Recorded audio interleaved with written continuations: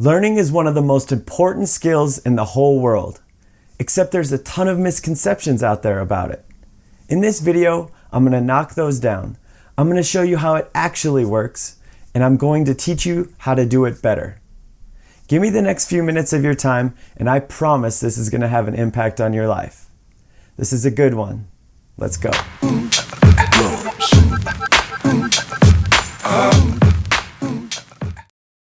Riding a bike, dancing, shooting a bow and arrow, dribbling a basketball, public speaking. These are all learned skills.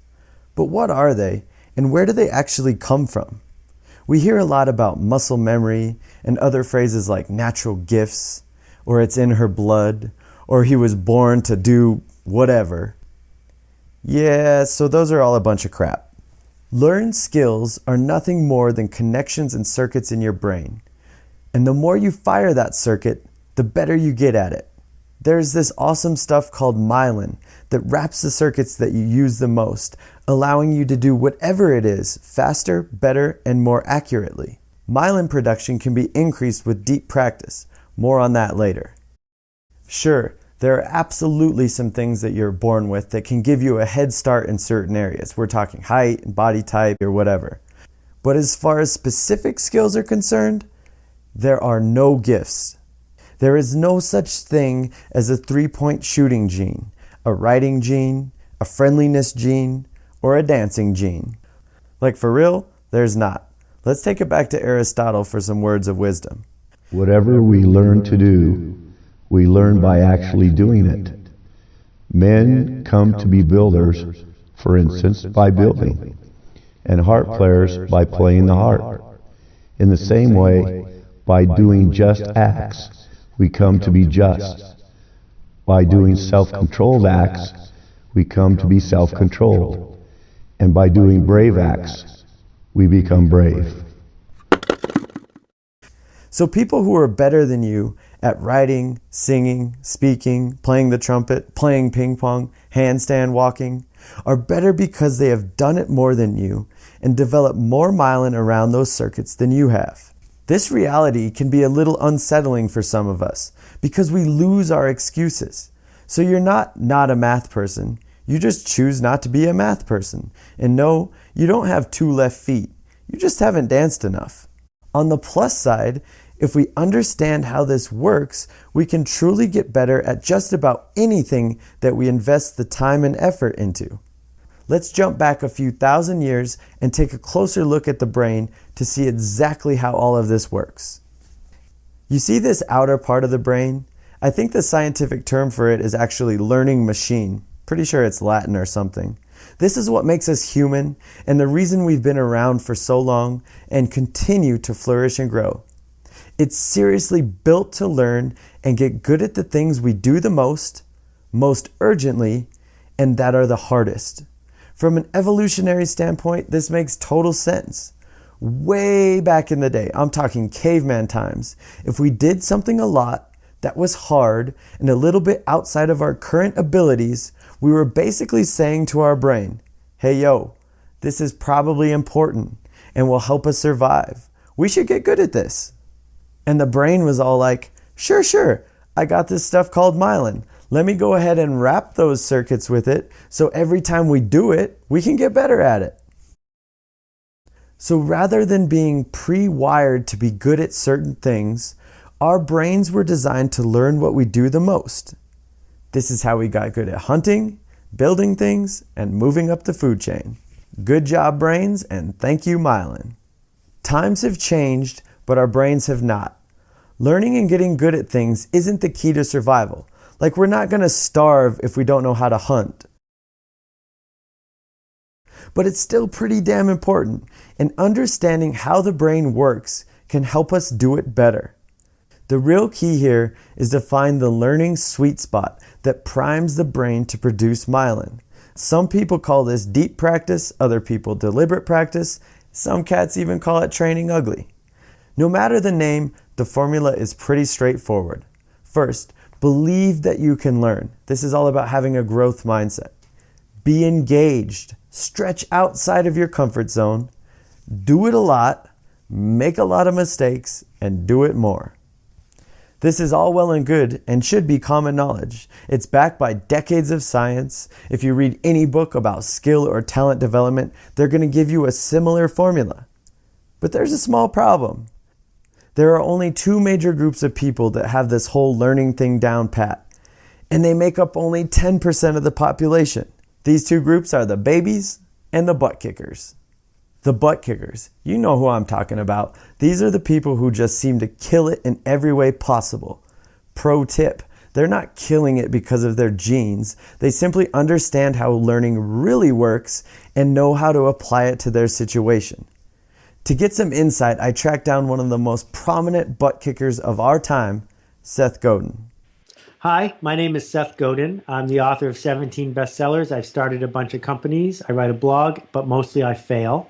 I fail often, and I fail with relish because I understand that when I do something that might not work, I'm doing my best work. The people who are good at learning say, I like the feeling of not knowing yet.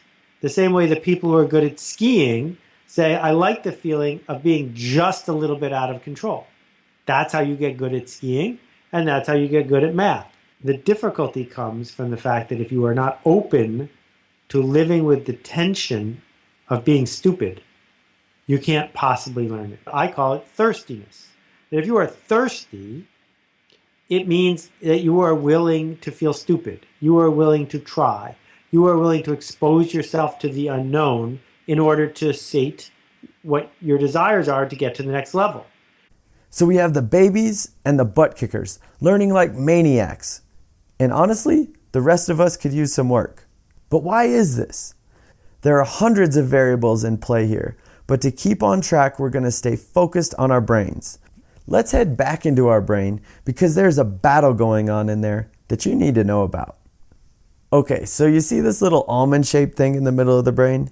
This thing can be a real stickler when it comes to learning. It's called the amygdala, but for now we're going to go ahead and call it the lizard brain. You know, we're animals. Animals have been on the surface of the earth for millions of years. We evolved from animals because we still are animals. And the thing about wild animals is wild animals all have something in common with us. We have the brain of a wild animal. And the brain of a wild animal wants shelter, safety, revenge, reproduction. That's it. That's what makes it a wild animal.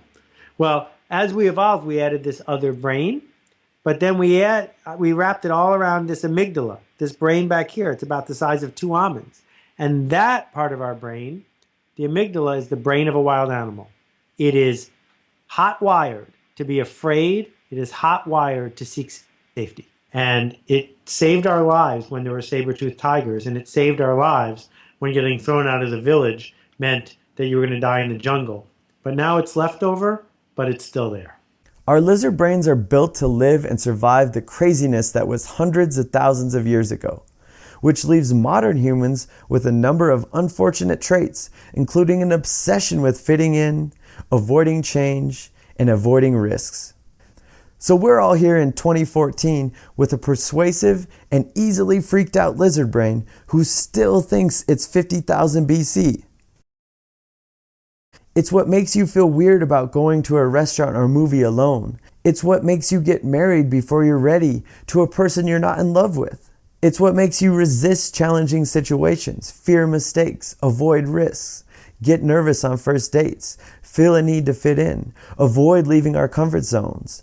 It's what makes us hesitate about speaking up in class or interacting with our boss. This fear protected us back in the day, but from a learning standpoint, it's holding us back now. And if we really look closely at this, we see that the lizard brain's fears are totally irrational. Almost nothing you're socially scared of is actually scary or threatens you in any way. So here we are today with a war going on in our brains. Our curious, hungry to learn human brain versus our scared and protective lizard brain. Take a look around, and it's obvious to see which one is winning. So are you thinking what I'm thinking? Let's figure out how to defeat and kill the lizard brain and become butt kickers. I asked our friend Seth exactly how to do this. So I'm thrilled you asked the question that way, because that is exactly the wrong question. If you are seeking to destroy, defeat, conquer the lizard brain, you will fail. It cannot be done. Because when you try to fight the lizard brain, you are giving it more power. Your brain is nothing but a chemistry experiment. It's electricity and chemicals.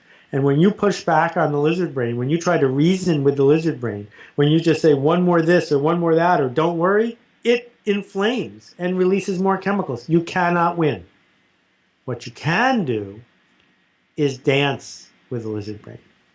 What you can do is realize that the lizard brain is a compass. And then when it freaks out, it is telling you you are on to something.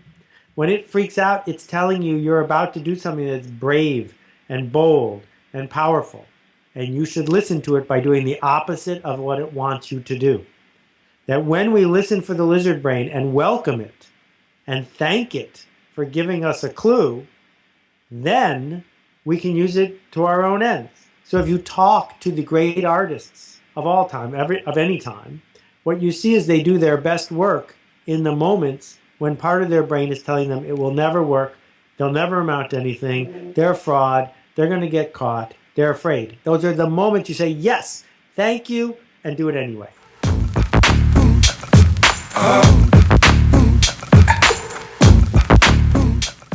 Thank you so much for watching, and I would love it if you would share this video with a friend. See you next time.